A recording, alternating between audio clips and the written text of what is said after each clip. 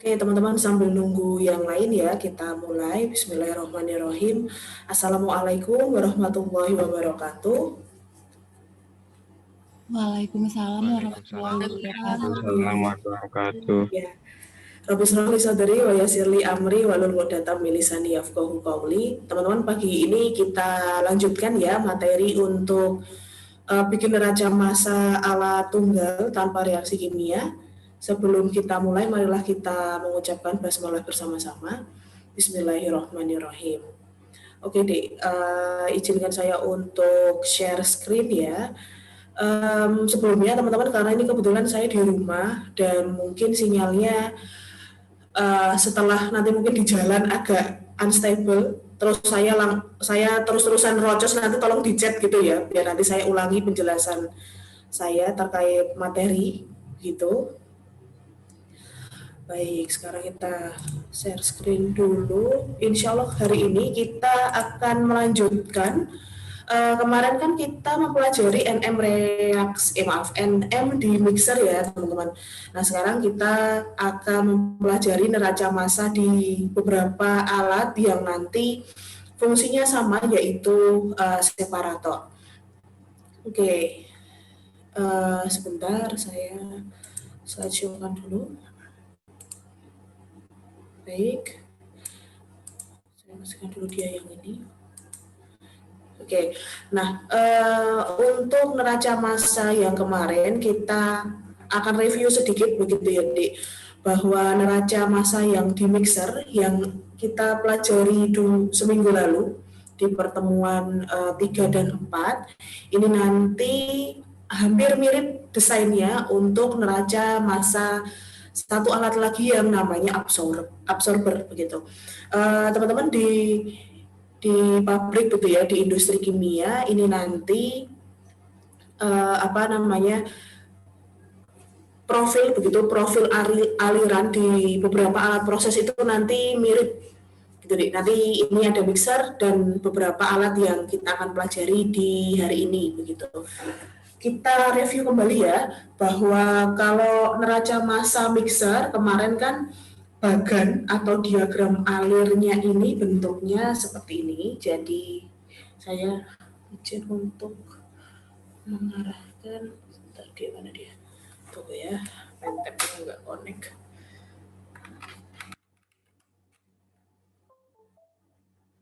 Baik.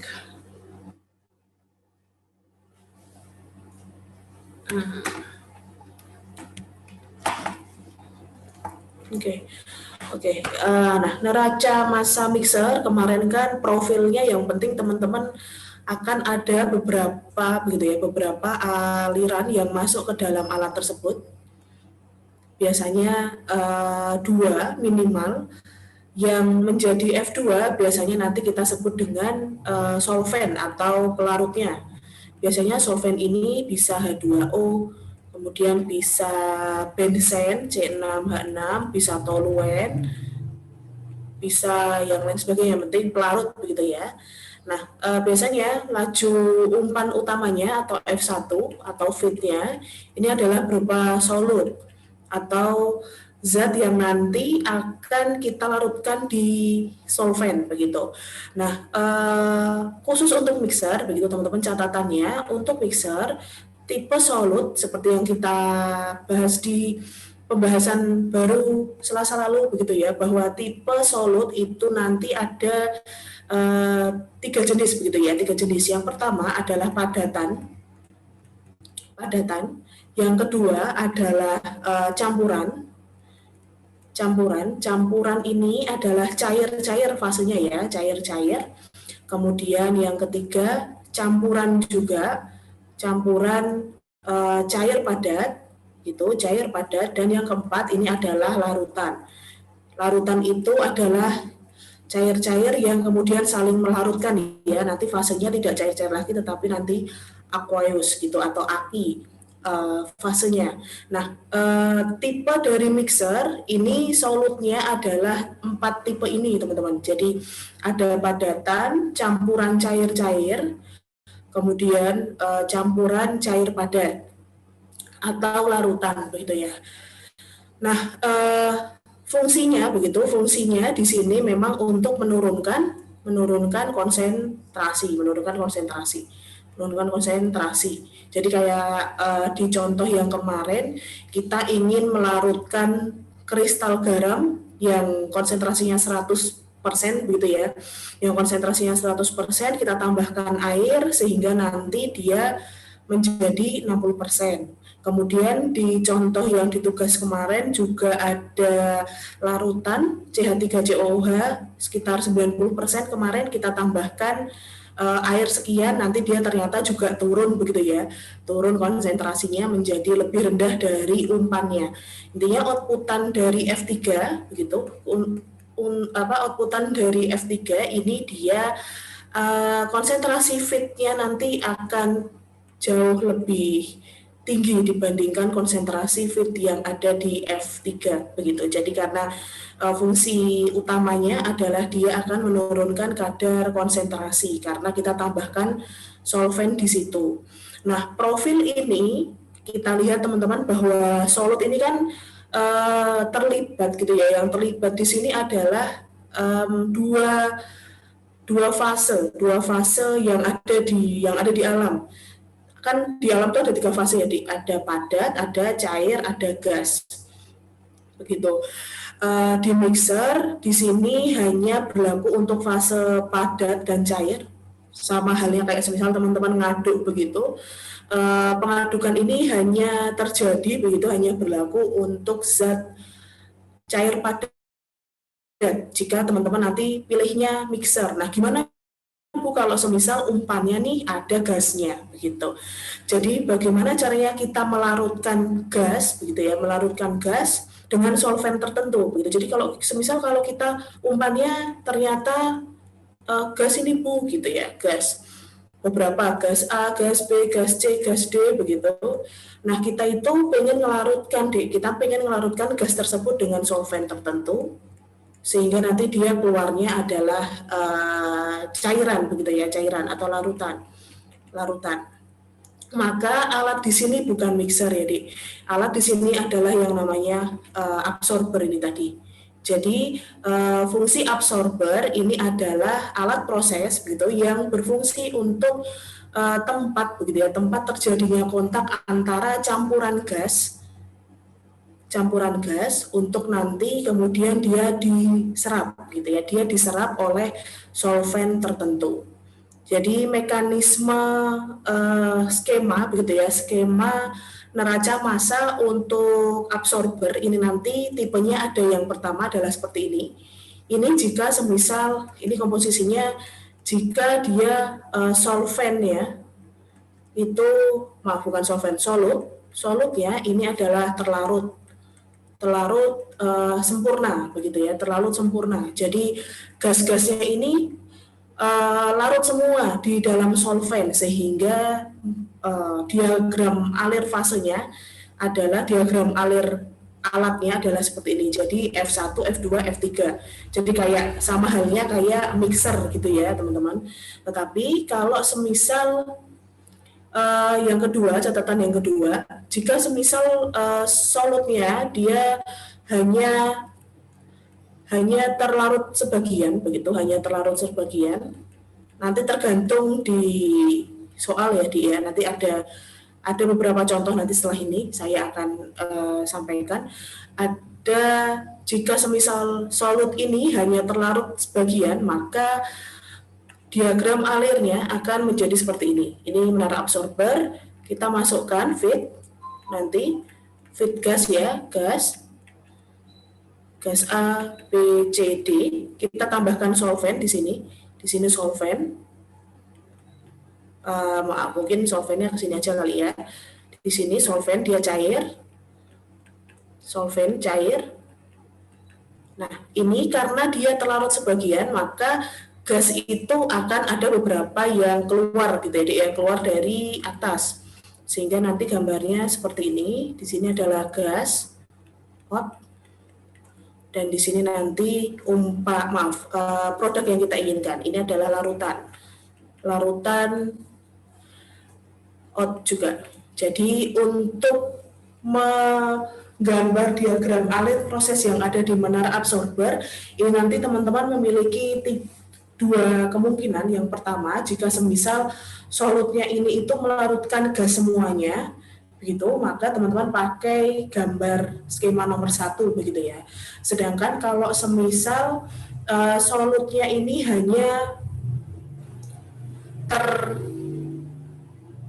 terlarut sebagian, jadi solvent cair ini hanya melarutkan sebagian dari gas, maka gas nanti akan ada konsekuensinya, gas ini nanti akan ada beberapa yang keluar dari alat proses, sehingga gas ini keluar, sedangkan yang ke sini adalah larutan atau solvent yang sudah bercampur dengan gas. Jadi outputan larutan di sini adalah sama prinsipnya kayak F3 yang ada di mixer ya. Larutan ini adalah gas ditambah dengan solvent yang sudah kita umpankan. Larutan di sini juga adalah gas yang kita tambahkan dengan yang sudah dilarutkan dengan solvent begitu ya. Jadi NM mixer ini nanti cara kerjanya adalah mirip dengan absorber, yang mana nanti prinsip sifat fisis yang kita akan pakai adalah kelarutan ya, di kelarutan dalam solvent, kelarutan dalam solventnya itu nanti dia berapa gitu.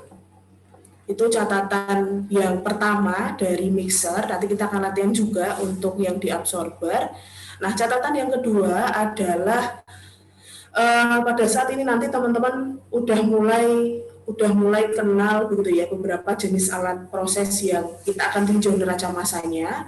Yang pertama adalah jika teman-teman alat ini itu tidak ada reaksi begitu ya, highlight yang ini tidak ada reaksi kimia yang berlangsung, maka basisnya adalah aliran massa. Jadi adalah aliran massa. Karena seperti yang disampaikan Amalia kemarin hari Selasa bahwa neraca massa di alat ini akan menerapkan hukum kekekalan massa begitu ya, yang mana massa masuk itu nanti harus sama dengan massa keluar. Nah, yang disebut massa masuk dan massa keluar ini adalah yang dalam kilogram per jam atau dalam pon massa per jam. Jadi dalam massa begitu ya. Nah, jika semisal teman-teman alat prosesnya nggak ada reaksi kimia ya, contohnya yang kayak kemarin ya. Di sini contohnya nanti ada mixer, kemudian ada absorber, kemudian nanti ada menara distilasi, kemudian ada dryer dan lain sebagainya. Begitu. Maka teman-teman pakai basis alirannya adalah aliran massa yang dalam kilogram per jam atau dalam pon mass per jam. Nah, tetapi jika begitu ya, jika nomor 1 itu ternyata laju alirnya ini dalam aliran mol begitu ya, dalam mol per jam atau dalam LB mol per jam, maka teman-teman harus konversikan dulu begitu. Teman-teman konversikan dulu mol tersebut ke massanya. Jadi semisal nih kita punya suatu alat ke mixer, ternyata laju alir yang masuk itu 100 kilomol begitu deh, 100 kilomol. A-nya kita tahu semisal 50%, B-nya 50%. Maka ini harus kita jabarkan ya, berarti dia kan 50 gitu ya, 50 kilomol. Di sini juga 50 kilomol. Maka untuk mengetahui, semisal nanti di sini kita punya air juga 100 kg per jam, maka untuk mengetahui profil yang keluar di sini adalah bukan dalam kilomol ditambah kilogram begitu ya, Dek. Jadi kilomol ini harus kita konversikan dulu ke kilogram. Jadi kita butuh berapa BM untuk masing-masing komponen penyusun aliran gitu ya, komponen penyusun aliran. Nah, ini berlaku untuk neraca massa tanpa reaktor. Jadi yang nggak ada reaksi kimianya. Nanti kalau nanti ada juga bab, insya Allah minggu depan kita akan membahas neraca massa di reaktor. Nah, kalau di reaktor kita justru harus membuat dia dalam mol dulu. Kita harus buat dia dalam mol dulu karena reaksi kimia adalah basisnya mol teman-teman, bukan massa begitu ya, bukan massa. Jadi kita harus rubah dulu umpan yang masuk itu dalam mol, baru kita hitung stoikiometrinya, kita bisa hitung produk yang keluar itu berapa. Tetapi karena kita masih di alat reaksi, di alat proses yang tanpa reaksi kimia, bukan reaktor gitu ya, intinya dia bukan reaktor, maka umpan teman-teman ini teman-teman harus jeli gitu ya, kalian harus jeli umpannya ini di statement dalam laju alir apa. Apakah laju alir massa dalam F tadi, dalam kilogram per jam atau pon per jam, ataukah dalam laju alir mol yang dalam kilomol per jam begitu. Jadi kalau semisal dia dalam mol ya kita harus konversikan dulu massa ke massa dengan bantuan BM-nya. Jadi kita harus tahu berat molekulnya berapa dulu untuk kita tahu massanya. Kemudian nanti kita baru hitung neraca massa sesuai dengan perhitungan yang sudah kita pakai gitu ya. Oke, ini contohnya. Jadi tolong coba teman-teman buat ini sama halnya kayak di absorber tadi ya. Kita harus cek dulu diagram alirnya yang mungkin itu yang di nomor 1, yang di nomor 1 tadi atau yang di nomor 2. Yang mana kalau nomor 1 alirannya cuma 3 yang bereaksi di situ, ataukah kemungkinan yang nomor 2 yang arah alirannya ada 4 gitu ya. Kita cek dulu untuk contoh soalnya. Ini contoh soal, jadinya nanti kita akan kerjain bareng-bareng. Kita bacakan dulu ya. Diketahui sebanyak 100 kmol per jam. Jadi ini massa yang laju alir yang diketahui adalah laju alir massa. Di sini 100 kmol per jam.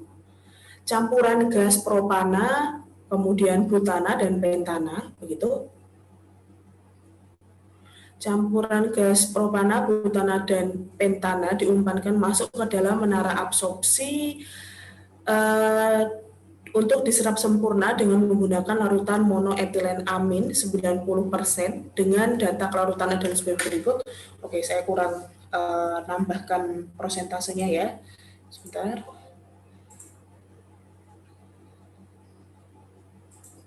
Oke, kita cek dulu.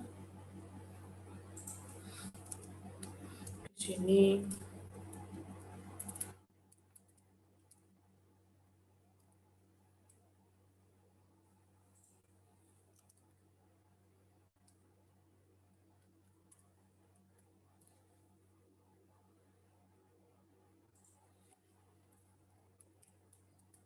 Oke. Baik, kita ulangi untuk bacanya. Oke. Diketahui tadi sebanyak 100 kmol per jam, campuran gasnya propana 40%, butananya 35% dan pentananya 25%, diumpankan ke menara absorpsi, gitu ya, di sini menara absorpsi. Tadi propana 40, butana 35, pentana 25. Nanti kita cek apakah betul sudah 100%. Untuk diserap sempurna, ini ada kata-kata diserap sempurna teman-teman, diserap sempurna dengan menggunakan larutan monoetilen amin, MEA 90%. Oke.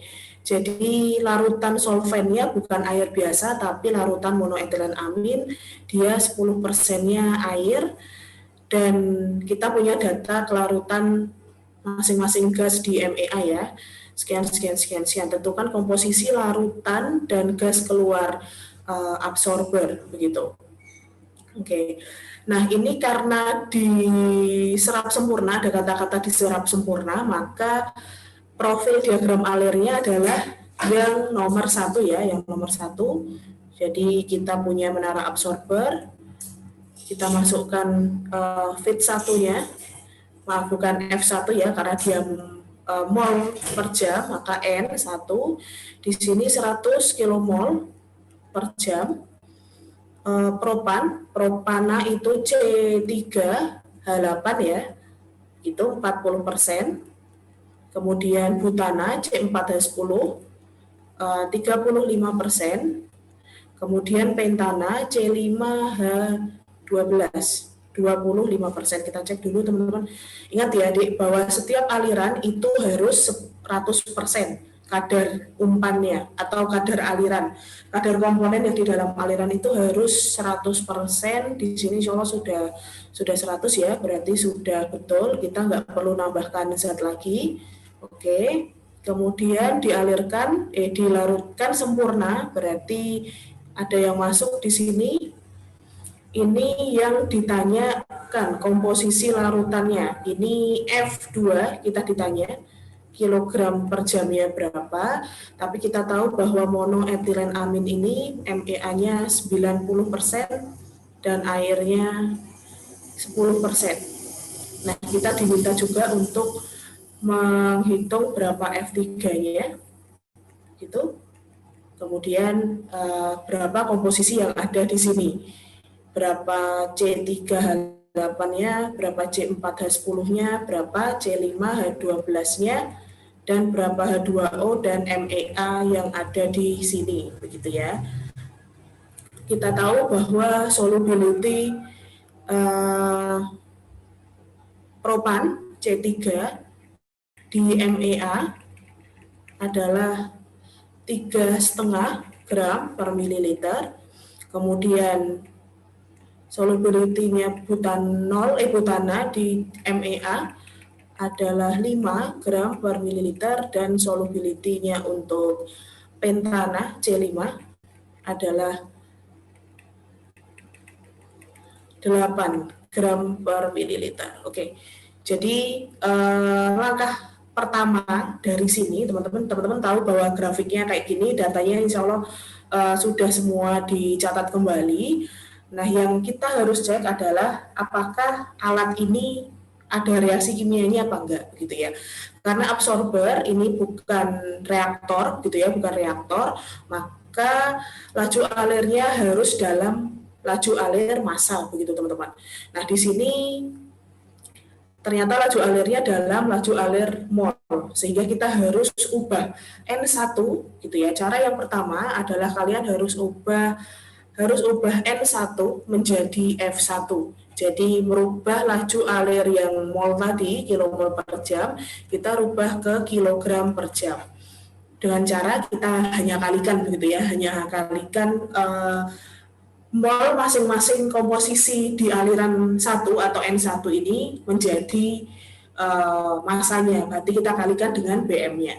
Jadi komposisi N1 tadi ada C3, C4, C5 ya, C38, C4H10, kemudian C5H12. Molnya C3H8 jadinya berapa ini? Yang terbentuk, yang mengalir di umpan 1.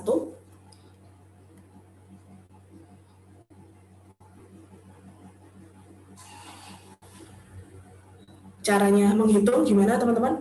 Molnya C3H8 berapa kilomol per jam untuk profil yang di N1?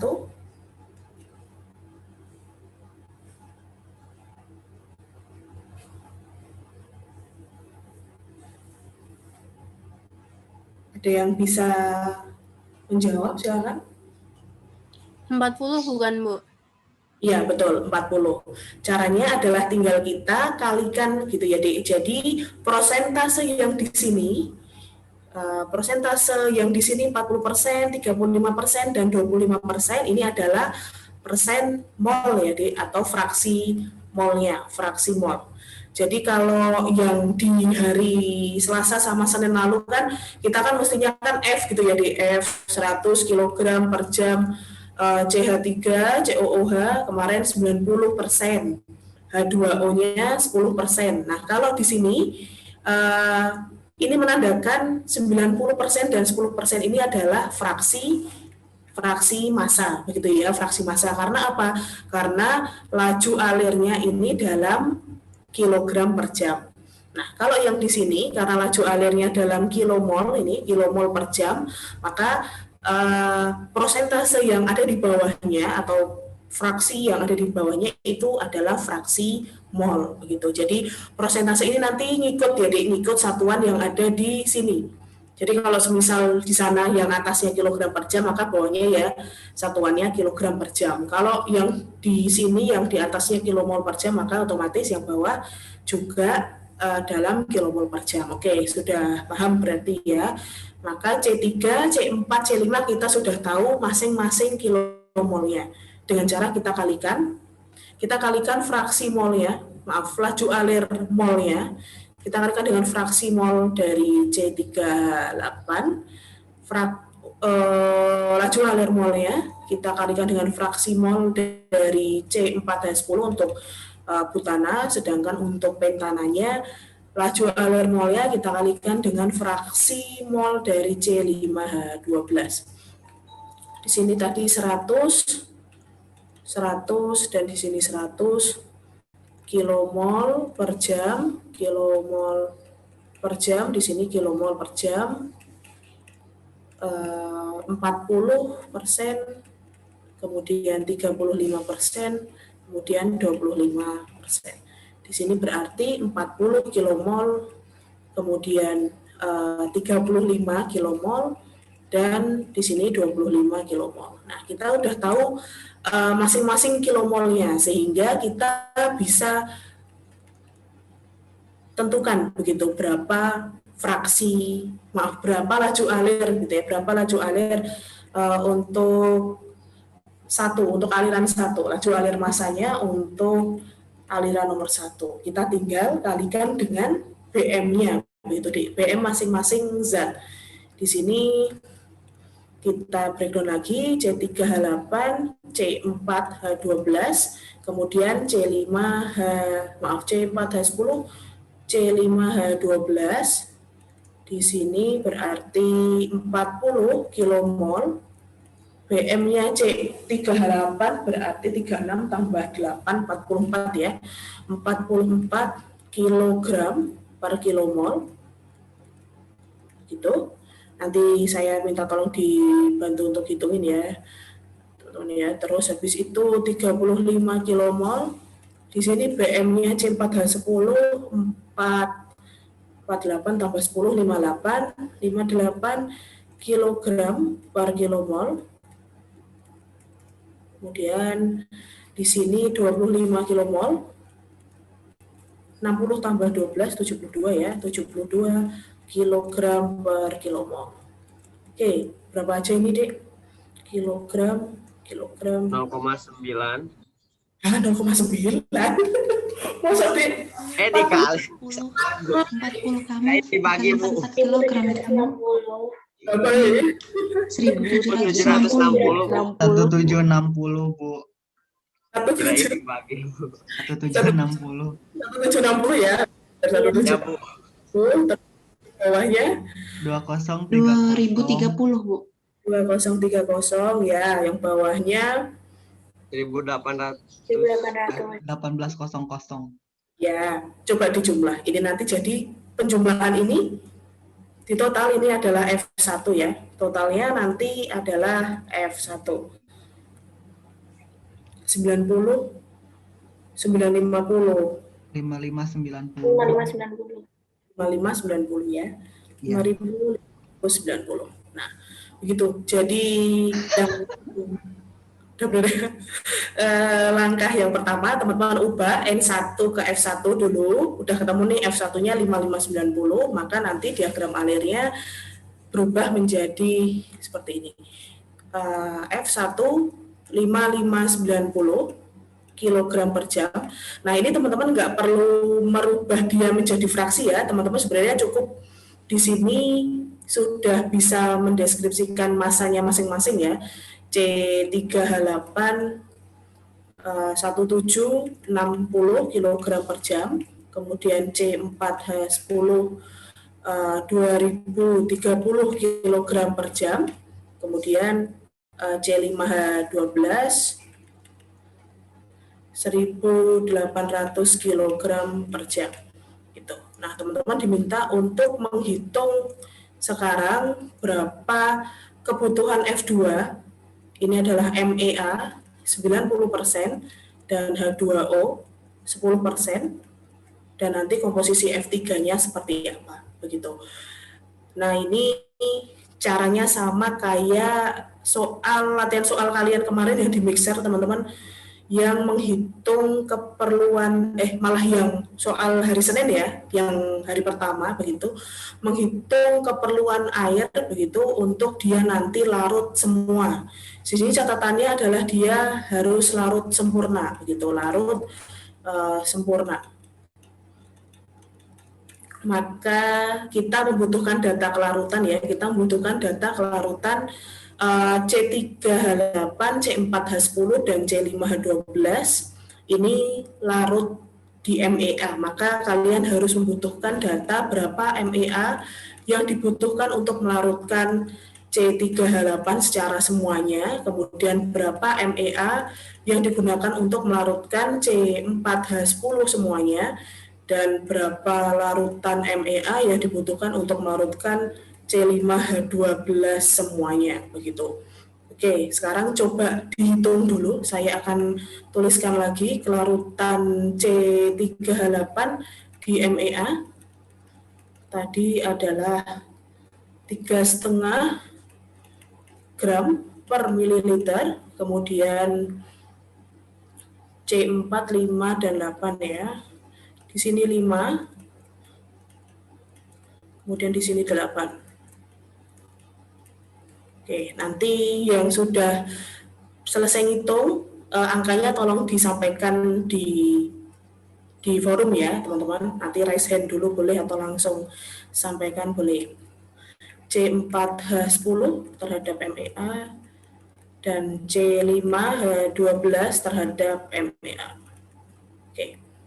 Jadi kita harus tahu berapa MEA yang dibutuhkan untuk melarutkan C3H8, berapa MEA yang dibutuhkan untuk melarutkan C4H10, dan berapa MEA yang dibutuhkan untuk melarutkan C5H12 begitu ya.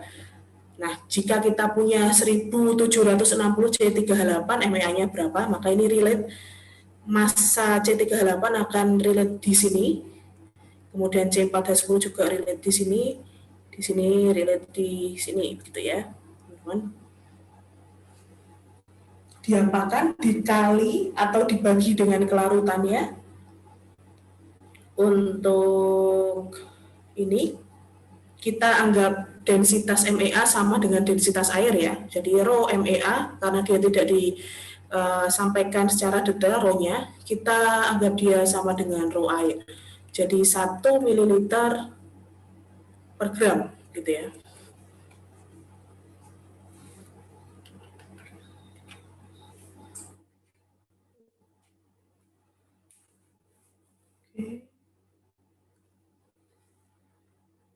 Oke, silahkan dihitung. Caranya adalah teman-teman bisa lakukan konversi dulu.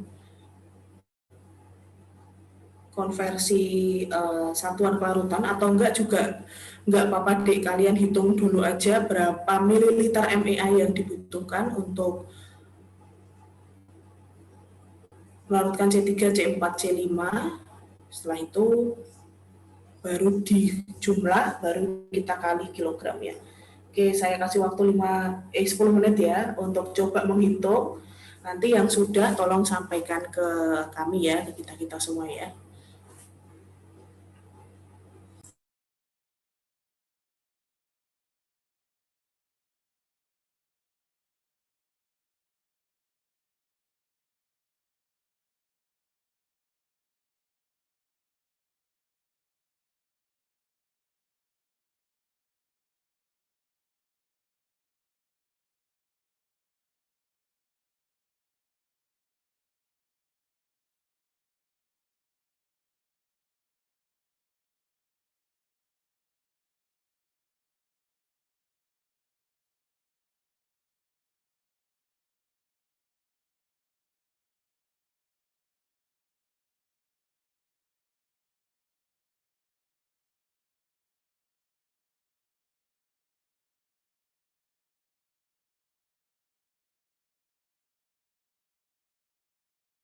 Bu, yang kelarutannya itu dirubah dulu ke liter nggak Bu?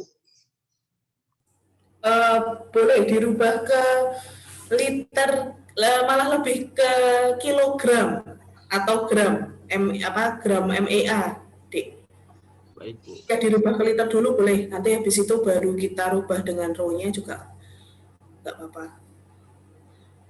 Kalau nggak langsung aja, tadi pikir ya kayaknya ya, langsung aja dihitung. Saya kasih contoh ya, untuk yang langsung, yang untuk C3H8, maka yang di sini, yang ini, untuk yang di MEA ke C3H8, ini kan berarti kita punya 3,5 gram MEA per mililiter MEA gitu ya, maaf, 3,5 gram C3H8 per mililiter MEA. Maka untuk tahu berapa MEA yang dibutuhkan, kita membagi ya, Dik, ya, kita bagi F C3H8, kita bagi dengan kelarutannya C3H8 di MEA gitu ya. Sehingga di sini 1760 kg per jam C3H8 dibagi, di sini kan 3,5 ya, 3,5 kita konversi ke kilogram, berarti 0,0035 kilogram C3H8 begitu, kemudian dibagi liter, mililiter MEA gitu ya, MEA. Ini hanya untuk menghilangkan ininya saja, gitu, sehingga nanti ketemunya sekian mililiter MEA begitu. Nanti 1760 kita bagi 0,0035. Nah, mililiternya ketemu, nanti untuk massa MEA yang dibutuhkan untuk C3H8, maka volumenya ini, volume 1 gitu ya, volume satunya nanti kita, ini gram per mililiter ya satuannya, gram per mililiter kita kalikan begitu, kita kalikan dengan rho MEA-nya, sehingga nanti ketemu gramnya, nanti kita bisa konversi ke kilogramnya. Begitu caranya, begitu ya. Jadi kita bagi dulu dengan solubility-nya, karena solubility-nya dalam gram per mililiter, teman-teman bisa rubah begitu ya, bisa rubah ke gram, ke kilogram per liter boleh, atau dari kilogram per mililiter dulu juga nggak apa-apa. Ini kalau semisal mau dirubah ke kilogram per liter, maka angkanya sama ya, 3,5, 5,0 sama 8,0, karena dikali 1000 dibagi 1000 kan gitu, dibagi 1000 terus dikali 1000. Jadinya sama, kilogram per liter sama gram per mililiter itu nanti satuannya sama. Sudah, nanti tinggal dikali 3,5 gitu, atau enggak ini bisa langsung kalian kali 3,5 begitu ya, 3,5 nanti kilogram, tapi ini nanti liter, kemudian ini nanti ketemu liternya, liter MEA, dan nanti ketemu di sini juga langsung kilogram. Gitu juga lebih praktis begitu ya, Dik. Oke, dicoba dulu dihitung teman-teman. Nanti kita refill bareng-bareng.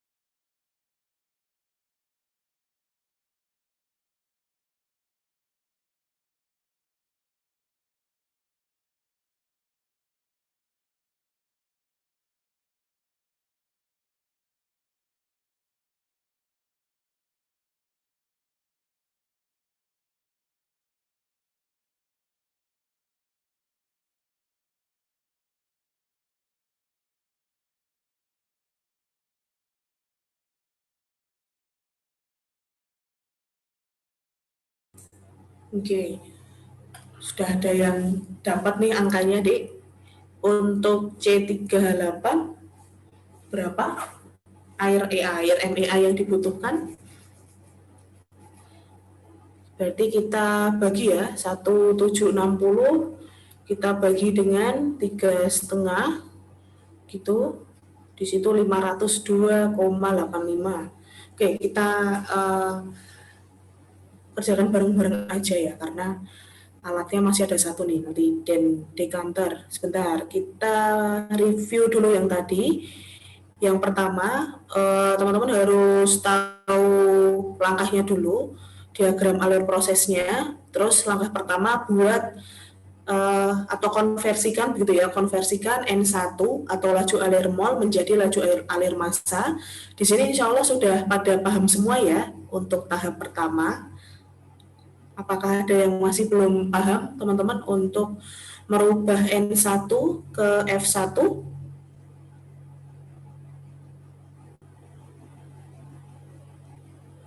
Baik, Paham, Bu. insya Allah paham ya. Ini pada dasarnya hanya mengkalikan laju alir mol yang sudah diketahui, kita kalikan dengan fraksi mol yang sudah diketahui, gitu. Terus mol yang sudah diketahui tadi kita kalikan dengan BM masing-masing. Setelah kita kalikan dengan BM masing-masing, ada masanya masing-masing, kita jumlahkan itu nanti jadi F1-nya, gitu. Nah, terus kita kembalikan ke diagram alirnya, sehingga yang kita akan pakai untuk menghitung F3 dan F2 ini adalah F1 bukan N1, sehingga nanti kita pakai yang 1760, 2030, dan 1800 ini. Nah, karena ada catatan larut sempurna dan teman-teman punya data kelarutan masing-masing gasnya di dalam MEA, maka kita bisa hitung langkah yang kedua. Ini langkah yang kedua. Ini step yang kedua ya, merubah F1 ditaruh ke diagram alir proses. Ini langkah yang kedua.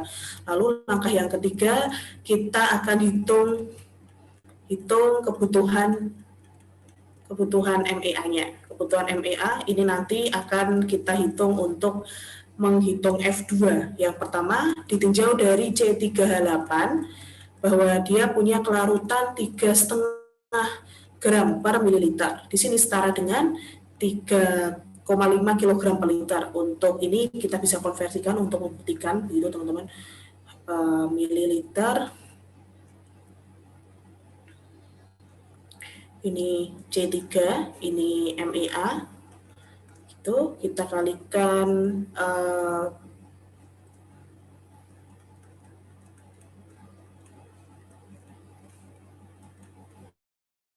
ini 1000 ml MEA dan liter MEA.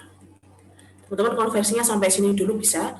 Jadi karena 1000 dikali 1000 dibagi 1000 kan sama-sama ya. Jadi dia 3,5 kg C3 per liter MEA. Ini default untuk C4 H10 yang solubility-nya tadi 5 jadi 5 kg per liter, kemudian C5 H12 ini solubility-nya menjadi 8 kg per liter. Nanti default seperti itu. Nah, kita ingin tahu MEA untuk melarutkan C3. Teman-teman tahu F1-nya tadi, F1 C38 kita bagi dengan solubility dari C38 tadi 1760 kg per jam, kita bagi 3,5 kg gitu C3 per liter MEA. Ini nanti akan naik ya, sehingga di sini jumlahnya 502 ya. 502 kita pakai 2 angka di belakang koma ya teman-teman. 502,86 ya, 86 liter MEA. Gitu. Nah, untuk MEA untuk C4 di sini, maka massa dari C4 H10 kita bagi dengan kelarutannya. C4 H10 Di sini tadi 2030 kilogram per jam. Kelarutannya dia di 5 kilogram C3 per liter MEA. C4 ya, di sini C4. Maka untuk C4 volume MEA yang dibutuhkan adalah 2030 406. 406 Bu. 406 ya, 406 liter MEA. Sedangkan untuk default ya, untuk ini deh apa namanya C4, oke, sorry. Untuk C4, C5 adalah 1.800 kita bagi dengan 8. 225. Oke. Tunggu sebentar ya. Saya ulangi lagi.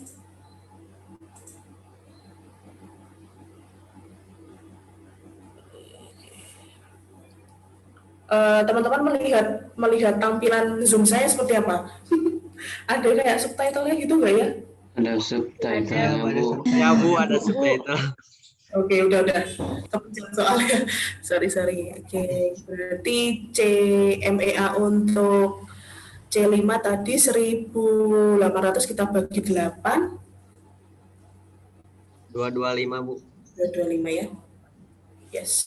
Saya ini sama gitu ya caranya ya. 225 liter MEA.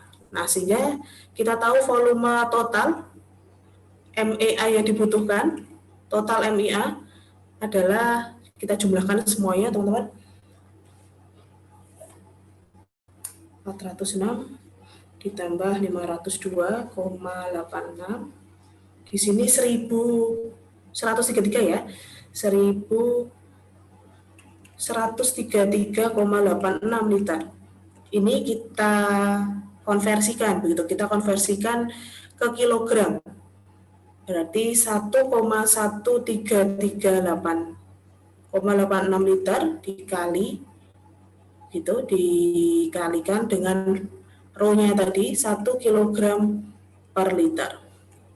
Sehingga 1.133,86 kilogram MEA-nya.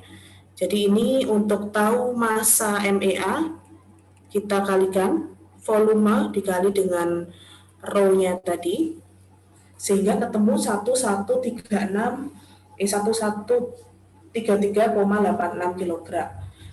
Oke, sebentar. Nah, tadi teman-teman tahu F2 ini kan terdiri dari MEA 90% dan H2O-nya 10% kan, begitu deh.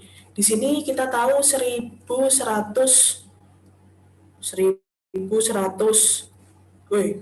mana dia? 1.133,86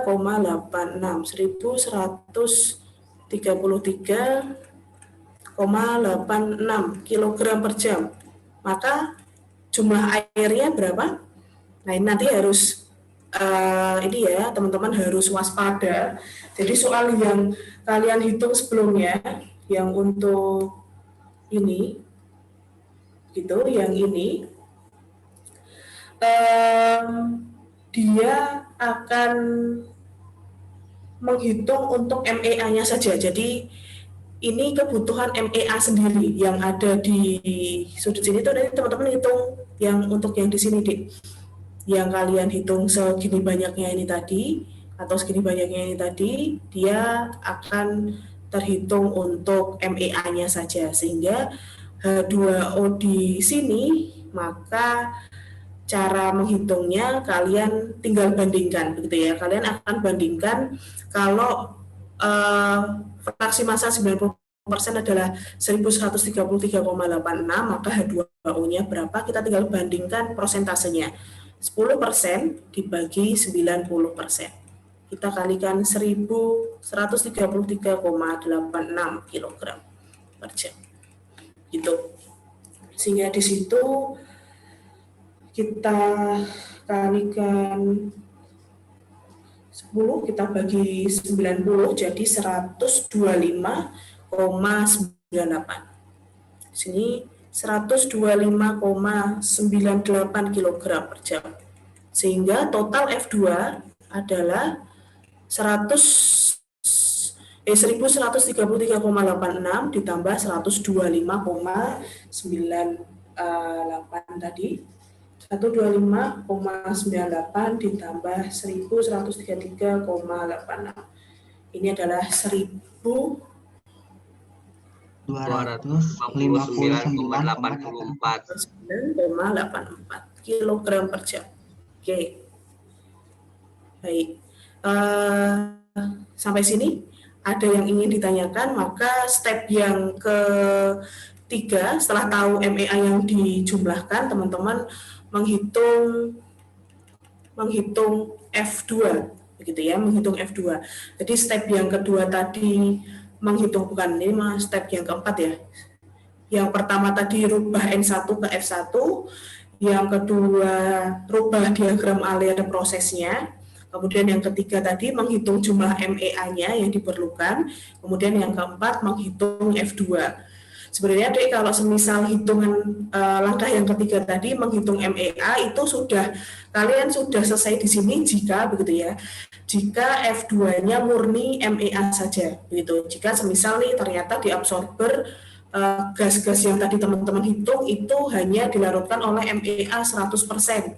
Maka F2-nya ya sama yang kalian hitung ini, 1133,86. Tetapi karena di soal MEA ini nggak murni begitu ya, tidak 100%, dia ternyata hanya 90% jumlahnya yang masuk, maka teman-teman harus membutuhkan menghitung dulu dia di sini berapa impuritasnya begitu. Impuritasnya dia berapa, maka setelah menghitung impuritasnya berapa, maka penjumlahan antara MEA yang kalian sudah hitung dengan tambahan impuritas ini, maka dia adalah penyusun F2 begitu ya.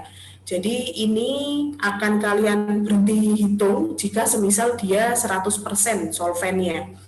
Tapi karena dia solvennya tidak 100%, jadi 100% bukan dari MEA-nya saja, maka teman-teman harus menghitung kadar impuritasnya. Gitu. Jadi impuritas nggak cuma satu ya, Dek. Kadang-kadang nanti MEA dia solvennya impuritasnya tidak hanya air, bisa jadi MEA nanti ada dietilamin DEA juga kadang-kadang untuk impuritasnya. Maka teman-teman nanti tinggal bagi aja begitu. Tinggal bandingkan begitu maksudnya, tinggal bandingkan fraksi massa yang kita akan cari, dalam hal ini adalah 10% ya, kita bagi dengan 90% ya, karena 1133 ini melingkupi untuk fraksi massa di 90%. Jadi kalau misal ternyata nanti di soal yang lain absorbernya itu MEA 90%, kemudian DEA dietilen aminnya 5%, kemudian trietilen aminnya 3%, baru airnya 2%, begitu semisal, maka teman-teman harus hitung DEA-nya dulu dengan cara 5% per 90% kali masanya MEA yang sudah kalian ketahui, 1133,86 misalkan. Terus TEA-nya ya tinggal 3% dibagi 90% dikali 1133,86. Di sini juga 2% dibagi 90% kali 1133,86. Ini seperti itu. Jadi untuk mengetahui laju alir massa komponen ini, padahal teman-teman hanya tahu satu saja begitu ya, tahu 90% tapi dia 40 kg, maka teman-teman bisa menghitung kadar laju alir massa per kilogram zat-zat yang lain, asal kalian tahu fraksi massanya. Tinggal cara kita bagikan saja gitu ya. Kita tinggal bagi di sini 8/90, 8% per 90% kali 40, di sini nanti 2% per 90% dikali 40 kg. Gitu untuk menghitung F2. Oke, itu selingan. Jadi untuk menghitung F2 adalah teman-teman hitung dulu H2O yang berikatan dengan M2, MEA gitu, sehingga F2-nya adalah 1259,84. Setelah itu, step yang terakhir adalah menentukan F3 dan komposisinya. Nah, karena cara kerja absorber itu sama, Bu Dede, cara kerja absorber itu sama persis dengan mixer, yang mana dia hanya lewat, begitu ya, maksudnya massa yang masuk itu nanti akan sama dengan massa yang keluar, ini F1, di sini nanti F2. Kita tahu tadi MEA-nya 1186,33 kg, nanti H2O-nya 250, 125,98 kg per jam. Di sini tadi C3H8, C4H10, C5H12, masing-masing 1700, 2030, oke, 1760, 2030, 1800 kilogram per jam, kilogram per jam. Maka komposisi F3 teman-teman juga sudah bisa hitung ya. Jadi kita tinggal jumlahkan. Kita totalkan semuanya. Berapa dia berarti di sini tadi kalian sudah hitung 1259,84 kilogram per jam. Di sini tadi 5000. Itu kayaknya nggak urut dari slide-nya, saya harus cut lagi nanti ya. 5590, 5590 kilogram per jam, maka F3 totalnya antara F1 dengan F2.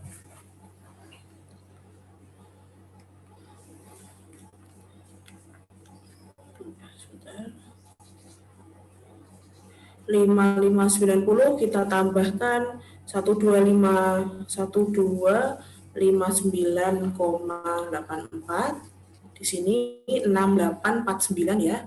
6849,84 kilogram per jam. Maka kita tahu fraksi masing-masing.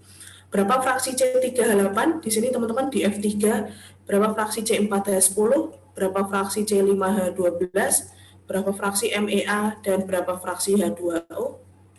Kita tinggal bagi ya, antara 1760 kita bagi dengan total F3. Jadi 1760, caranya saya kasih yang C3H8 aja, 1760 kg per jam, kita bagi 6849,84 kg per jam. Ini berarti 6849,84, dia 0,25. Saya mungkin kita persentase pakai 2 angka di belakang koma ya, berarti 25,69%. Oke, C4H10.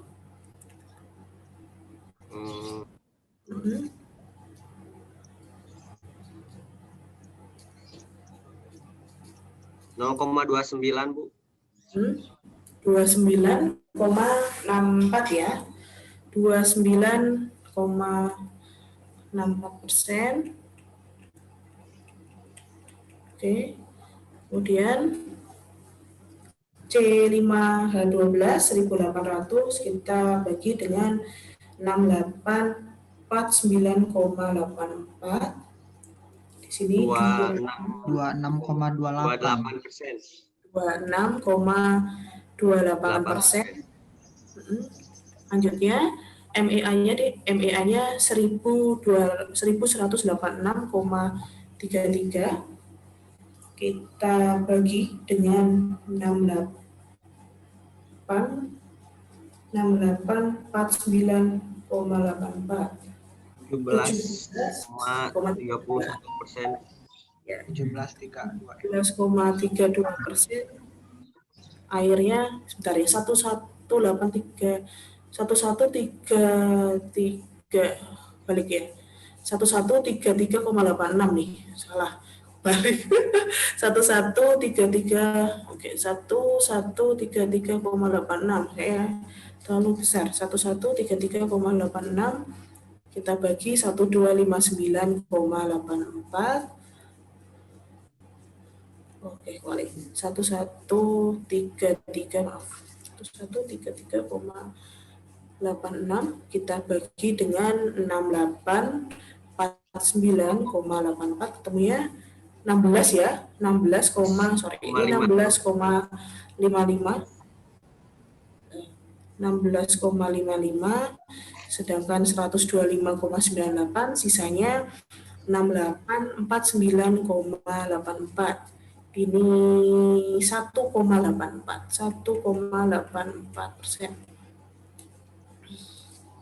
25,69, 29,64, 26,28, 16,55 dan 1,84. Pas ya di sini totalnya 100%. Oke.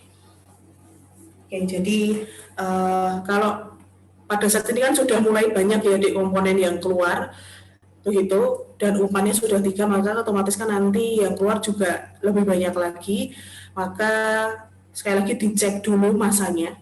Jadi di sini tadi kan saya salah nulis ya, 1186,33 padahal seharusnya 1133,86 gitu. Kita jumlahkan, jadi komposisi ini harus 100%. Kalau lebih maka dia perhitungannya ada yang belum betul. Itu teman-teman. Oke. Jadi kayak gitu untuk mengerjakan soal yang ada di absorber dengan variasi yang pertama tadi, laju alir fitnya dalam laju alir mol, dan solvennya berupa sesuatu dengan kemurnian yang tidak 100% begitu ya, solvennya tidak 100%, sehingga menghitungnya adalah teman-teman hitung dulu MEA-nya. Kalau karena mol, teman-teman ubah dulu ke F1, kemudian kalian hitung MEA solven yang berlaku di sini, kemudian setelah MEA-nya tahu, teman-teman hitung impuritas yang bersamai solven, dalam hal ini adalah H2O.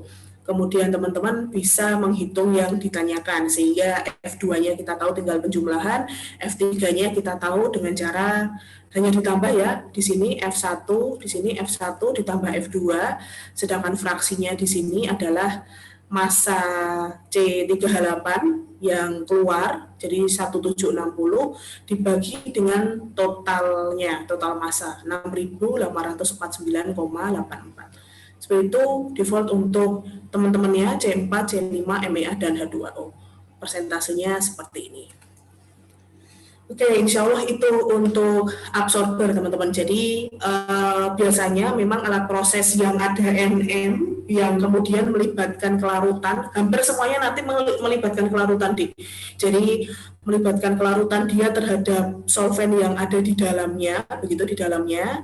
Sehingga kita harus hitung, kadang-kadang kita harus butuh data solvent, data kelarutannya, atau data yang kita sebut nanti adalah efisiensi, begitu. Silahkan dari ada yang mau ditanyakan?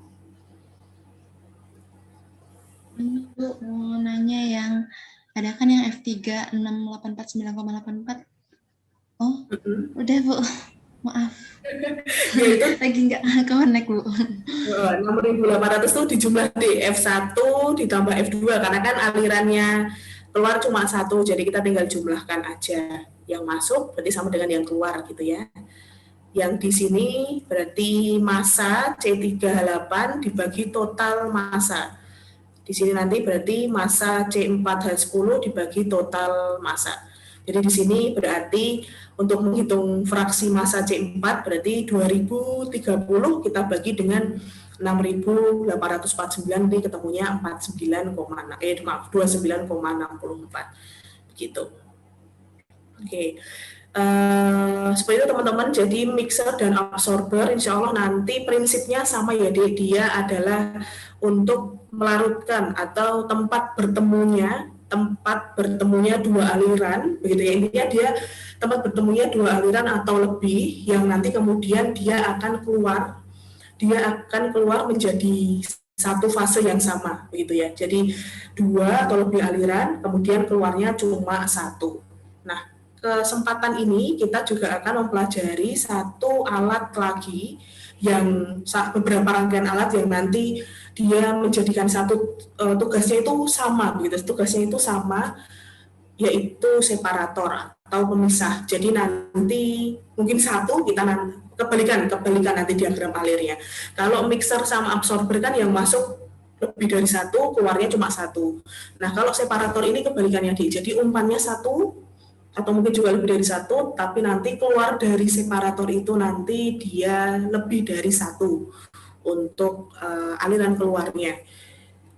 Contoh separator, jadi ini adalah neraca massa pada separator. Fungsi kerjanya namanya juga separator ya, separate atau memisahkan. Jadi fungsi kerja utamanya adalah untuk memisahkan aliran masuk menjadi beberapa aliran keluar begitu sesuai dengan sifat fisisnya. Nah, seperti halnya mixer sama absorber yang fungsinya untuk mencampurkan gitu ya, menjadikan satu atau menggabungkan lebih dari satu aliran masuk begitu. Di separator juga punya banyak jenis alat gitu, banyak jenis alat. Nah, yang akan kita yang membedakan antara satu alat dengan alat yang lain nanti lebih kepada fase yang masuk gitu, sama halnya kayak mixer sama absorber tadi. Kalau mixer kan umpannya bisa tadi ya padat, larutan, dalam artian larutan itu cair-cair yang saling larut.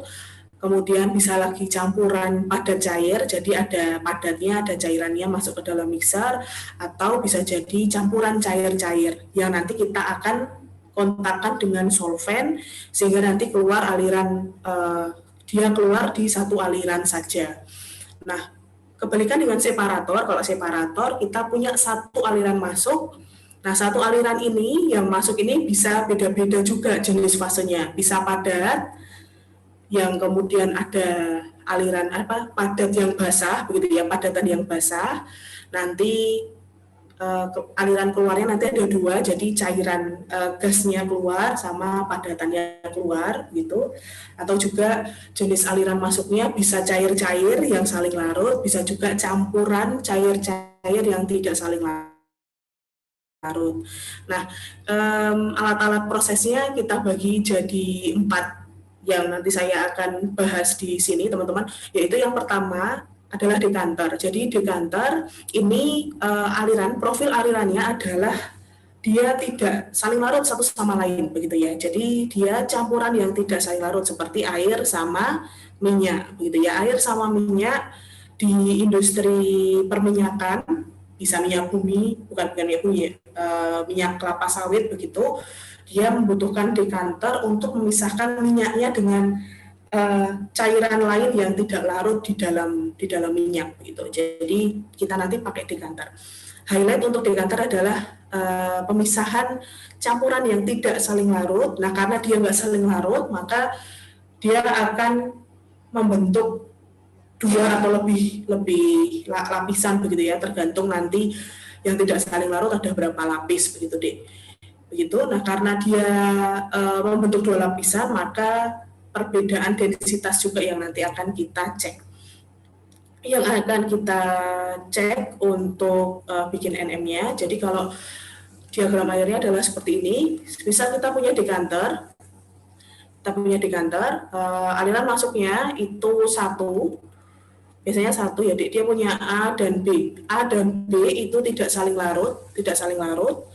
Kemudian semisal rho A ini nanti lebih tinggi gitu ya, semisal daripada rho B, maka pemisahan di dekanter yang ke bawah itu yang memiliki densitas yang lebih besar, sehingga di sini nanti A yang keluar di bawah itu nanti A, karena densitas A itu lebih tinggi daripada densitas ZB.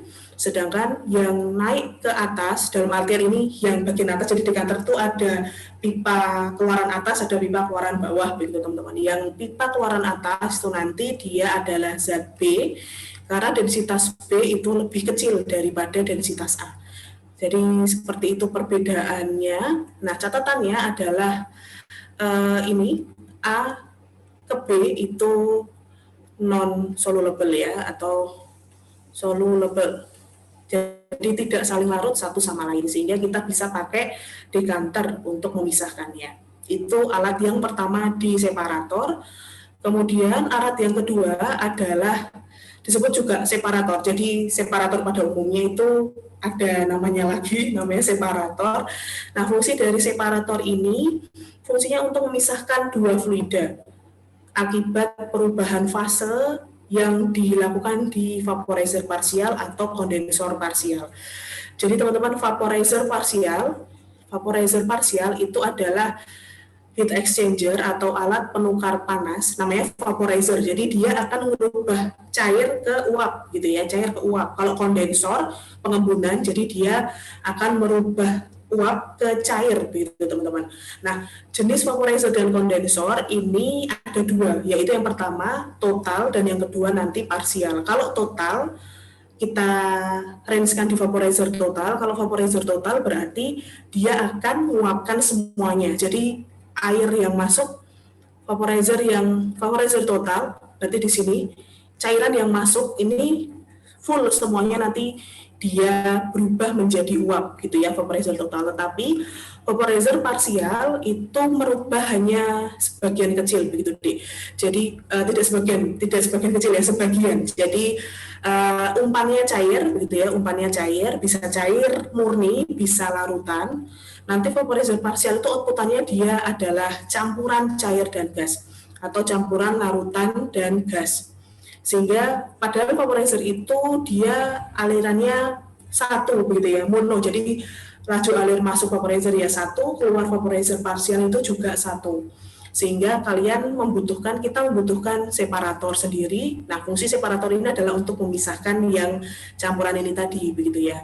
Yang gas nanti naik ke atas, sedangkan cairannya nanti kita bisa isolasi dari bawah. Itu fungsi utama dari separator. Dia memisahkan dua fluida akibat sudah diubah fasenya di vaporizer total atau di kondensor, di vaporizer parsial atau di kondensor parsial. Kalau di kondensor parsial dia fasenya gas, umpannya, tetapi keluarnya itu adalah sebagian besar cair gitu ya, sebagian besar cair atau larutan dengan sedikit gas, sehingga kita butuh separator untuk memisahkan dia gitu. Jadi memisahkan antara fase gas dan cair itu disebut dengan separator. Nah, biasanya alat ini, vaporizer dengan kondensor ini nanti selalu, apalagi yang parsial ya, vaporizer parsial dengan kondensor parsial itu selalu rangkaian alatnya selalu dengan separator karena itu tadi di sini ada dua jenis fluida, ada dua komponen atau multikomponen, sehingga kita harus pisahkan agar treatment terhadap gasnya nanti kita bisa handle sendiri, kemudian kita bisa handle juga yang terhadap cair. Jadi kalau sudah single komponen atau monokomponen itu pemisahan atau pemurniannya jauh lebih mudah begitu. Itu untuk yang kedua, separator.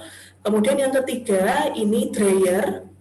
Nah, dryer ini sama halnya kayak teman-teman pakai hair dryer gitu ya.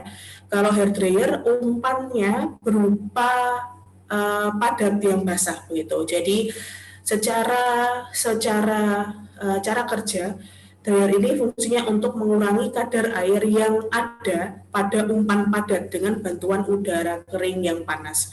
Jadi kalau misal kita masukkan dryer di dryer begitu, umpannya nanti dia padat teman-teman, jadi padat dengan cair, tetapi kadarnya ini tinggi begitu ya, sekitar 99%, di sini 1%. Nah, padatan sama cairannya jauh lebih banyak komposisi padatannya, maka kita bisa sebut padatan basah gitu ya.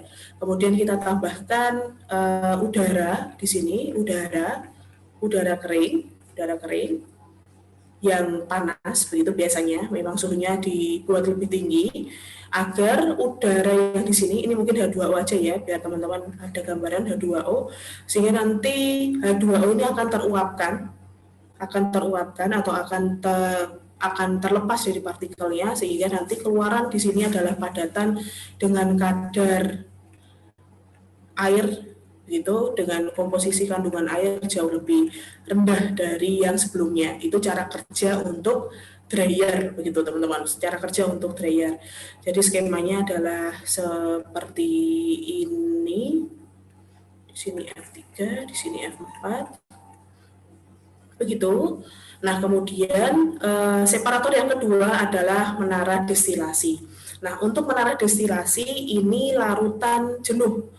Jadi bedanya dengan dekanter adalah menara destilasi ini saling larut, begitu teman-teman. Jadi kalau dekanter ini kan dia A sama B non soluble ya, non soluble. Sedangkan kalau yang di MD ini larutannya saling larut satu sama lain. Jadi dia miscible. Jadi kayak etanol dengan air. Etanol dengan air kan etanol miscible di air. Maka untuk menambah kadar dari etanol itu, maka kita bisa pakai menara destilasi. Sehingga menara destilasi di sini, ini kurang satu ya, evaporator, nanti saya akan tambahkan setelah ini. Menara destilasi jadi masuk. Nah, khusus untuk menara destilasi ini nanti ada sebutannya karena fix. Dia alirannya cuma 3, yang masuk kita sebut dengan feed, teman-teman, feed biasa. Yang atas kita sebut D, nanti istilahnya D atau distilat. Sedangkan yang bawah itu nanti B atau bottom, gitu ya. Jadi istilah di NM, di MD ada feed, distilat, dan bottom. Nah, ciri-ciri untuk umpan yang di distilat A dan B itu harus miscible atau dia larut, begitu ya, saling larut satu sama lain, A dan B miscible, sehingga tidak dimungkinkan untuk kita pakai dekanter. Kalau dekanter kan dia jelas misah, kita tinggal masukkan, tinggal kita pisah begitu. Tetapi di feednya MD dia saling larut satu sama lain, sehingga kita memisahkan ya di distilat dan bottom itu kita lihat dengan perbedaan volatilitas yang nanti relate dengan perbedaan titik didihnya gitu. Titik didih gitu ya. Jadi semisal A itu C2H5OH, sedangkan B itu adalah H2O, kita tahu bahwa C2H5OH ini adalah 70-an derajat Celcius untuk mendidih, sedangkan kalau H2O kan 100 derajat Celcius. Sehingga volatilitasnya atau kemampuan, volatilitas itu pengertiannya adalah kemampuan zat untuk lebih mudah menguap gitu teman-teman. Sehingga volatilitasnya si C2H5OH akan jauh lebih tinggi dibandingkan H2O ya, karena titik didihnya kecil. Jadi semakin kecil titik didih, maka relatif volatilitinya juga akan semakin besar. Karena dengan suhu yang rendah aja dia nguap gitu ya, begitu. Dengan suhu yang rendah aja dia cepat nguap, apalagi kalau suhunya lebih kecil lagi gitu, maka dia juga lebih gampang untuk menguap. Sehingga proses ini di etanol dan air itu pula dia saling larut satu sama lain, sehingga teman-teman untuk menentukan destilatnya, maka yang kaya di sini adalah C2H5OH, akan jauh lebih banyak C2H5OH-nya dibandingkan H2O-nya. Kalau bottom, H2O-nya nanti yang lebih banyak dibandingkan C2H5OH-nya gitu. Nah, untuk industri bioetanol ataupun industri etanol biasa, bioetanol di sini biasanya 10% umpannya, setelah di MD di sini bisa sampai 90% untuk kadar etanolnya. Sedangkan nanti yang terjerap di sini cuma 3%, di sini 97% biasanya keluaran dari bottomnya. Begitu deh. Jadi ada beberapa separator yang kita bisa tahu begitu ya, gap atau contoh dari diagram alirnya untuk dekanter adalah seperti ini. Jadi trennya adalah semua umpannya begitu ya. Kalau di separator trennya umpan masuknya aliran masuknya 1, aliran keluarnya lebih dari 1. Nih dekanter aja masuk 1, keluarnya 2. Separator masuk 1, keluarnya 2 begitu ya. Di sini juga separator masuknya 1, keluarnya 2. Kemudian kalau dryer masuk 1, keluarnya 2. Ini udara keringnya kita tambahkan begitu. Kemudian di MD juga masuk 1, keluarnya 2. Jadi di separator kita bisa generalisasikan bahwa diagram alir prosesnya adalah satu aliran masuk, nanti kita akan cabangkan menjadi lebih dari satu aliran keluar untuk separator. Jadi beda ya dengan yang si mixer sama absorber. Kalau absorber 2 aliran masuk, nanti satu saja yang keluar. Itu dikebalikannya. Sehingga nanti ngefeknya di mana? Ngefeknya di bikin neraca massa total. Kalau neraca massa total mixer kan tadi F1 tambah F2 sama dengan F3. Nah, kalau di separator ini nanti F1 sama dengan F2 plus F3. Jadi ya cuma seperti itu aja, tapi pada dasarnya perhitungannya sama begitu. Oke, saya kasih contoh. Ini berapa? Jam berapa ya? Kita sampai 10.20 ya teman-teman. Kalau nggak kita lanjutkan besok. Oke, masih ada waktu 10 menit. Sebentar, saya mungkin agak harus ubah sistemnya di sini. Share dulu.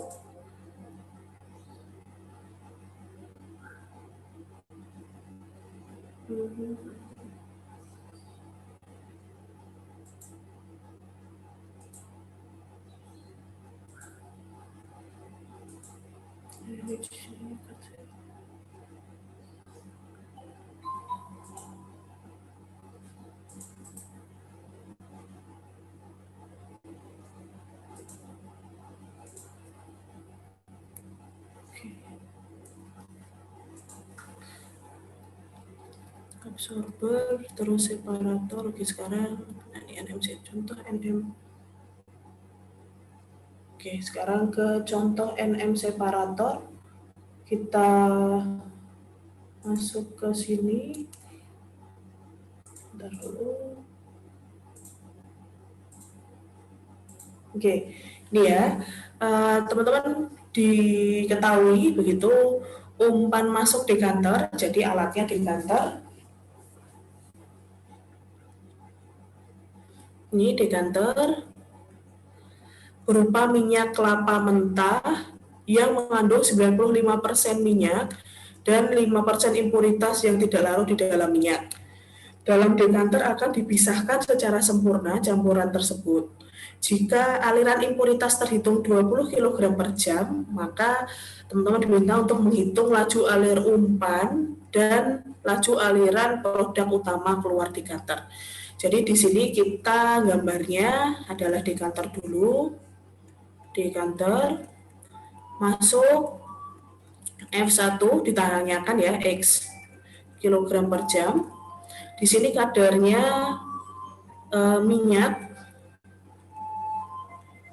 95%, kemudian impuritas adalah 5%, lalu dipisahkan secara sempurna, maka otomatis ada 2 aliran utama, aliran keluar, begitu ada F, ini F2-nya diketahui, kadarnya 20 kg per jam, ini untuk impuritas 100% ya teman-teman, karena sempurna, jadi tidak ada temennya, jadi dia impuritasnya aja, jadi kita tulis 100%. Dari sini kita ingat-ingat ya teman-teman ya, bahwa setiap aliran kadarnya harus 100%. Jadi kalau sempurna F2 di sini 20 kg per jam, maka dia murni hanya impuritas saja yang keluar di F2, maka 100% kadar dari impuritas tersebut. Walaupun di sini 5%, tetapi di sini 100% ya, karena dia alirannya sudah beda. Lalu diminta juga menghitung laju aliran keluar produk utama. Berarti ini F3 Y kilogram per jam. Nah, dari sini kita tahu bahwa dari pemisahan sempurna ini, maka minyak di sini adalah 100, yang awalnya 95%, dia berubah jadi 100% karena sudah dipisahkan kotorannya. Gitu. Seperti ini untuk membuat diagram alir untuk dekanter di contoh soal, karena ada kata-kata pemisahan secara sempurna sehingga yang masuk, kalau sempurna kan AB masuk alat, maka dia keluar di sini B sendiri, di sini ya A sendiri gitu. Karena dia sendiri-sendiri, maka otomatis kan fraksi masanya adalah 100%. Gitu. Gitu ya. Jadi ini sudah tinggal kita bisa hitung. Kita gambar lagi di kantor. F1-nya ditahu, tanyain. A, B, maaf, minyak. Oke, saya salah. Minyak di sini 95%, impuritasnya 5%.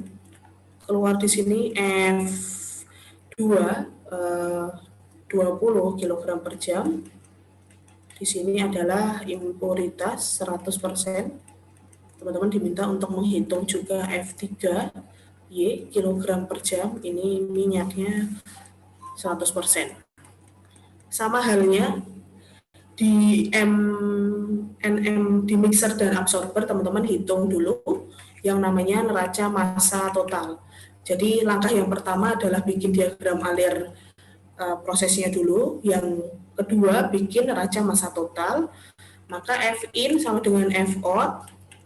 F in-nya ada F1, F out-nya ada F2 plus F3. F1-nya nggak tahu, F2-nya 20, F3-nya kilogram per jam, F3-nya juga nggak ngerti, sehingga kita bisa tulis seperti ini dulu, nggak apa-apa. Ini persamaan 1. Kemudian sekarang kita hitung yang kedua, neraca massa komponen, neraca massa total komponen tertentu. Mau mana? Impuritas dulu aja kali ya, impuritas. Berarti F1 kali fraksi massanya impuritas sama dengan F2 kali fraksi massanya impuritas ditambah F3 kali fraksi massanya impuritas. Begitu. F1 tadi kita nggak tahu, ini 20, kita rubah ya. 20 atau mungkin F1 dulu deh. F1 kali 5% sama dengan F2 20 kg per jam kali 100%. Nah, F3-nya kita nggak tahu, ditambah F3 kali 0% gitu ya. Sehingga di sini ini 0, maka 5% dari F1 sama dengan 20 kg per jam. Sehingga F1 sama dengan 20 kg per jam dibagi 5%. Di sini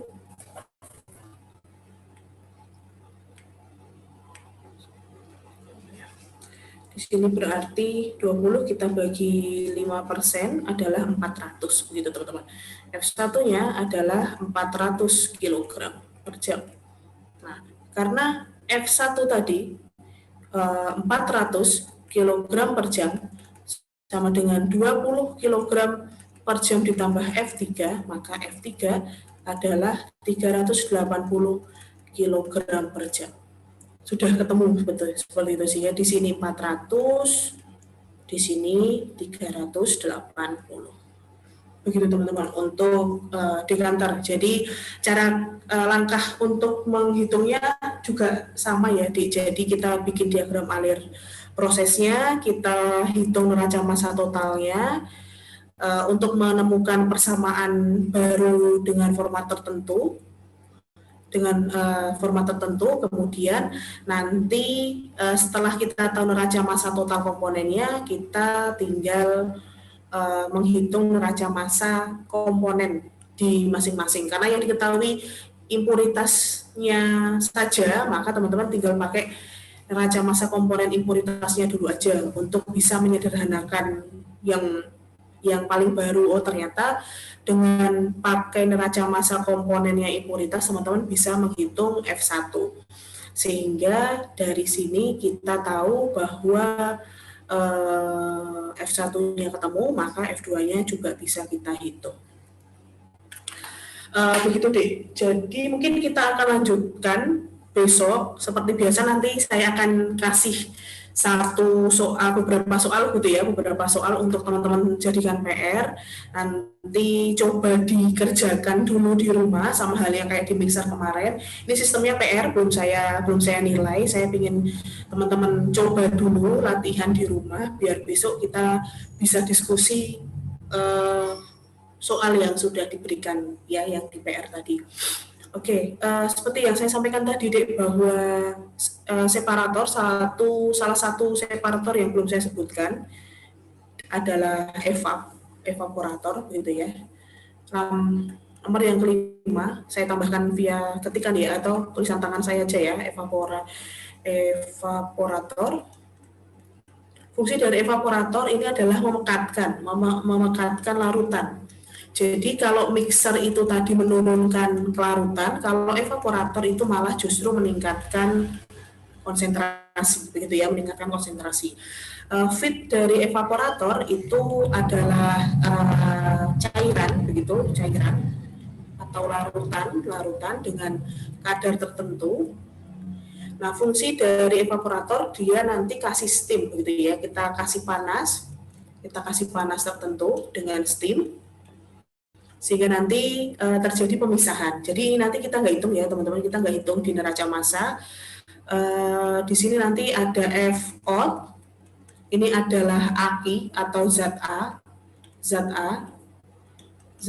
atau akinya dengan kadar persentase yang jauh lebih tinggi. Jadi X-nya jauh lebih tinggi nanti, begitu. Jadi untuk evaporator nanti cukup ada 2 nm, begitu ya, 2 nm. Kalau kita berbicara neraca massa, maka akan ada 2 nm, ini F out, dan nanti di sini ada uapnya, gitu ya. Jadi H2O, F out 2, ini berupa H2O yang atau A yang menguap, gitu ya, 2O yang menguap. Biasanya yang keluar itu adalah airnya yang kita akan didihkan, biasanya seperti itu. Jadi sekali lagi, evaporator cara kerjanya adalah feed, di sini A dan H2O, begitu, nanti X, Y,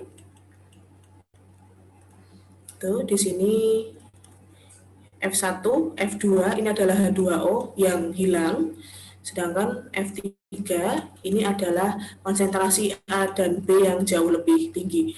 Ini X2, ini Y2 persen, ini 100% biasanya. Ini X1, Y1. Nah, X2 itu lebih gede daripada X1, begitu ya. Konsentrasi ini jauh lebih tinggi, di sini lebih tinggi dibandingkan X1. Sedangkan kalau mixer kan, kalau di mixer X1 itu nanti akan jauh lebih tinggi daripada X2 karena H2O-nya masuk. Di sini kan H2O-nya keluar. Di sini kan karena H2O-nya masuk ya, sehingga dia berubah seperti ini. Kalau di evaporator H2O-nya keluar, begitu teman-teman, sehingga air yang di sini hilang, begitu ceritanya, air yang di sini hilang, sehingga konsentrasinya X1 akan jauh lebih kecil dibandingkan X2 gitu. Oke, kita mungkin itu dulu untuk separator. Jadi NM rangkaian alat non reaktor kita nanti sampai dibahas pembahasan yang ini. Ada yang ingin ditanyakan, Dek, untuk di separator?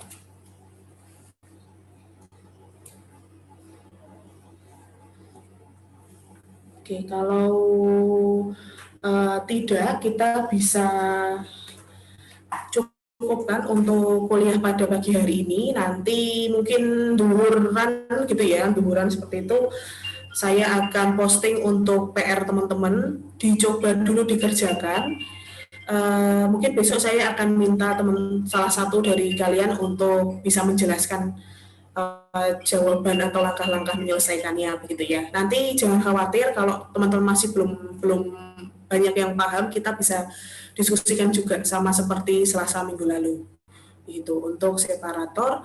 Ini contoh dekanter, nanti saya akan kasih PR juga salah satu latihan soal untuk dekanter, kemudian separator, dan MD dan evap. Jadi insya Allah ada 4 contoh alat yang berbeda ya. Nanti di dryer, kalau dryer nggak terlalu banyak variasi NM yang bisa kita jumpai begitu untuk di dryer, tetapi untuk dekanter, separator, menara distilasi dan evap tadi itu cukup banyak variasinya. Jadi bisa kalian lihat dulu di PR nanti ya. Gitu. Jika tidak, mungkin itu dulu ya untuk kesempatan pagi hari ini. Nanti silakan teman-teman bisa review kuliah ini, sudah saya recording, nanti saya upload juga di YouTube biar nanti teman-teman bisa review lagi, khususnya untuk NM yang di absorber dan di separator tadi ya. Sepertinya ini lengkap, teman-teman kalian 25, sehingga kayaknya sih teman-teman 25 ya di jumlah member per kelasnya, sehingga insya Allah bisa langsung saya presensikan sendiri secara manual. Saya cek dulu.